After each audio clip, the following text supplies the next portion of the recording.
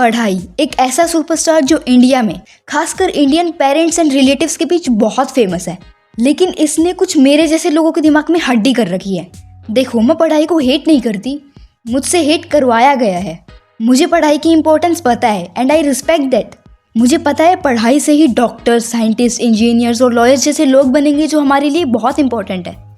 लेकिन तब तो काम नहीं चलेगा ना जब डॉक्टर को सर्जरी का मूड ही ना हो, जिसकी वजह से वो किडनी स्टोन की जगह पूरी की पूरी किडनी ही बाहर निकाल दे। क्यों? क्योंकि उसको कभी इंटरेस्ट था ही नहीं इसमें, बस रट कर कैसे जैसे कर कर डॉक्टर बन गए। और इसका रीज़न क्या है?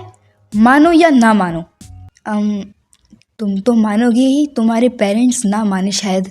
हाँ, तो मानो या ना मानो, बट पढ़ाई इज़ ओवररेटेड इन इंडिया। मैं पढ़ाई को हेट नहीं करती अगर ये दूसरे प्रोफेशंस को भी उतनी ही इज्जत देते जितनी ये पढ़ाई को देते हैं।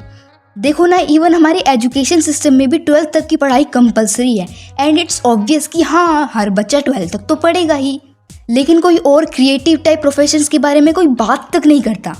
मेरे यहाँ पे तो लोगों को ये भी नहीं पता है कि आर्ट स्कूल नाम की भी कोई चीज़ एग्जिस्ट करती है, क्योंकि इनके हिसाब से ड्राइंग में क्या ही सीखना होता है, ड्राइंग तो बच्चे करते हैं ना। देखो, अगर मैं तुम्हें मेरे एक्चुअल थॉट्स बताऊं तो एक पॉइंट तक मैं भी मानती हूँ कि बेसिक स्टडीज़ इंपॉर्टेंट है। 8th क्लास तक की पढ़ाई एक एवरेज दिमाग वाला बच्चा भी कर सकता है, लेकिन उसके बाद भाई दुनिया पलट जाती है। 9th में आने के बाद मेरा तो दिमाग ही ख़राब हो गया था कि ये क्या पढ़ाने लगे। मैं सिंपली ये कहना चाहती हूँ कि 8th के बाद की पढ़ाई उन बच्चों के काम की नहीं जो आर्ट, सिंगिंग एक्सेट्रा जैसे प्रोफेशंस में जाना चाहते हैं। एंड एक वार्निंग, मैं यहाँ 10th और 12th की मार्कशीट, एक कागज़ जिस पे ठप्पा लगाए कि तुम 12वीं पास हो, उसकी बात नहीं कर रही हूँ। मैं बात कर रही हूँ सिलेबस, चैप्टर्स एंड टॉपिक्स जो हमें फोर्सफुली पढ़ाए जाते हैं। अब देखो, तुम मुझे इजीली समझ सकते हो, मेरा पैशन है आर्ट, तो बताओ मैं ट्रिग्नोमेट्री पढ़कर क्या करूँ मैं? एक तो वैसे ही दिमाग खराब रहता है कि अगली वीडियो का टॉपिक क्या होगा, स्क्रिप्ट क्या लिखूँ, उसके बीच में ये आ जाते हैं अपनी ट्रिग्नोमेट्री लेके। यहाँ पहले ही दिमाग गर्म रहता है, ऊपर से आके पूछेंगे कौन से राजा ने कब दुश्मन सेना पर हक कर जीत हासिल की थी। यहाँ मेरा ड्राइंग फ्रॉम इमेजिनेशन वाला टॉपिक पूरा नहीं हो रहा है और ये आके पूछ रहे हैं, इमेजिन करो एक सिलेंडर शेप का कैप्सूल है और उसमें तुम्हें दवाई भरनी है, तो उसका वॉल्यूम निकालो और बताओ कि उसमें कितनी दवाई आ सकती है। भाई मैं क्यों निकालूं उसकी वॉल्यूम? कैप्सूल और दवाई दोनों है ना तुम्हारे पास, जितनी उसमें फिट आती है डाल दो उतनी। ऐसा तो हो नहीं जाएगा कि अगर तुमने वॉल्यूम नहीं निकाली तो कैप्सूल की कैपेसिटी से ज़्यादा दवाई उसमें फिट आ जाएगी, क्योंकि हमारे यहाँ तो सेम ही साइज़ के कैप्सूल मिलते हैं। फिर आंसर ना पता हो और तुम गलती से ये बोल दो कि मैम मेरा पैशन आर्ट है ना, इसलिए उस पर ज़्यादा ध्यान देती हूँ, तो पढ़ नहीं पाई। तो इन्हें मजाक लगता है, फिर ये तुम्हारे मुंह पर गालियाँ देंगे और बोलेंगे बेटा पढ़ लिया करो, अपना फ्यूचर बर्बाद मत करो, ड्राइंग तो सिर्फ टाइम पास है। अब जब ये लोग मेरे ही सामने मेरे ही पैशन की बेइज्जती करे और पढ़ाई को इतनी इंपॉर्टेंस दे, तो मुझे पढ़ाई से नफरत ना हो तो उन पर माला डालकर पूजा करूँ मेरी बुक्स की? मैं नहीं ना, मेरा मन तो उन पर ड्रिल मशीन चलाने का ही करेगा ना। पढ़ाई हार्ड हो जाती है 8th के बाद में, नहीं समझ आती तुम्हारी फिजिक्स, केमिस्ट्री, मैथ्स, ऊपर से ये लैंग्वेज के सब्जेक्ट अलग लेते हैं। लाइक मुझे नहीं जानना कौन से लेखक ने खीरा को कैसे काटा, उस पर कैसे नमक मिर्च लगाई और सूंघकर खिड़की से बाहर फेंक दिया। लैंग्वेज के सब्जेक्ट है ही क्यों? मैं इंडिया में ही रहती हूँ, आती है हिंदी बोलनी मुझे, और इंग्लिश तो तुम रहने ही दो।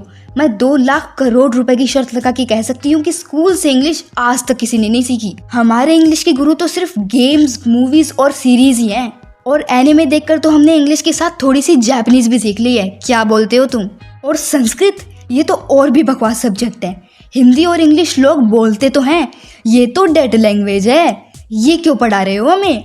मेरी हंसी तो तब नहीं रुकी थी जब हमारे संस्कृत वाले सर ने कुछ म्यूजिक क्लास जाते हुए बच्चों को ये कहा था कि पढ़ लो, फ्यूचर म्यूजिक से नहीं पढ़ाई से बनेगा। इसमें आयरनी देखो तुम, सर जी संस्कृत पढ़ाते हैं और उन्हें खुद ही नहीं पता कि ये कहाँ काम आती है। ऑफ कोर्स नहीं पता होगा, क्योंकि कहीं आती ही नहीं है भाई। तुम बस यहाँ लूप बना सकते हो, संस्कृत पढ़ के संस्कृत के ही टीचर बन सकते हो। यार थोड़ा दिमाग लगाओ और दोनों को इक्वेशन से काट दो ना। और अगर कोई कहे डिस्कवरीज, पुराने ग्रंथों को ट्रांसलेट करने के लिए काम आती है संस्कृत, तो उन्हें मैं ये बता देना चाहती हूँ कि सिर्फ संस्कृत नहीं है डेड लैंग्वेज, और भी हैं जैसे ग्रीक एंड लैटिन। अगर वो इन्हें बाद में पढ़ सकते हैं तो संस्कृत को भी बाद में पढ़ सकते हैं। अभी क्यों उंगली कर रहे हो हमारे? ऊपर से इनमें व्याख्याएं ऐसी होती है। 各位俘虏给毛给是哈瓦给图阿罗巴图了不提还是没说抓个毛肉个算给करता है। अरे चुप यार, ये क्या माध्यम द्वारा लगा रखा है? सीधे सीधे इंसानों जैसे बात नहीं कर सकते क्या? और ऐसे ही हैं हमारे रिलेटिव्स, हमारी सो कॉल्ड इंडियन सोसाइटी मेरे घर पर आकर मेरी मम्मी को सजेशंस दे रही हैं। आपकी बेटी, उसे 11th में बायो दिला देना, फिर नीट करके डॉक्टर बन जाएगी। वैसे भी लड़कियां डॉक्टर बन के अच्छी लगती हैं। मैं हूँ ही नहीं वहाँ, मैं दूर से सुन रही हूँ। मेरे बारे में बात हो रही है और मैं ही नहीं हूँ वहाँ। ऐसे लोगों को तो मन करता है ना कि पब्लिक टॉयलेट पे फ्लश कराऊं। और अच्छी लगती है से क्या मतलब? डॉक्टर बन के मैं सेक्सी हो जाऊंगी या फिर डॉक्टर की यूनिफॉर्म पहन के ये प्यूबर्टी से आए हुए फोड़े सही हो जाएंगे? भाई अगर ऐसा है तो बताओ ना, मैं यूनिफॉर्म खरीद के लाती हूँ। उसके लिए नीट का एग्जाम देने की क्या जरूरत है? वैसे भी देना इम्पॉसिबल है, सारे पेपर लीक जो हो जाते हैं। दुआ करो भाई और बहन, तुम्हारा टाइम आएगा। सो इन दी एंड मैं ये नहीं कहना चाहती हूँ कि ऐसा रूल हो कि हम 8th के बाद में स्कूल जाना ही छोड़ दें। मैं सिर्फ इतना कहना चाहती हूँ कि अगर हम 8th के बाद में ही सब्जेक्ट सिलेक्ट कर पाते तो आज मुझे ट्रिग्नोमेट्री नहीं पढ़नी पड़ती। हाँ, आज तो बहुत रेट हो गई मैं, मेरी मन की सारी भड़ास जो निकाली है मैंने।